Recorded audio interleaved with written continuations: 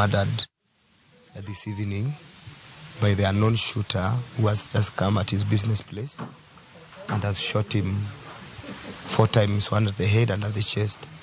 And we can't explain what has transpired.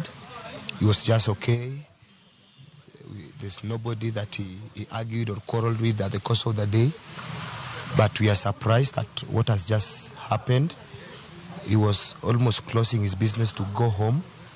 When he was just about to get into his car, then somebody who is not known, a shooter, just came and has shot him 4 times.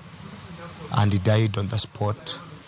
The police, led by me, rushed to the scene. Unfortunately, we are unable to get the motive of the shooting, but the investigations have begun. This is a very rare incident within this command because it has been quiet for a long time.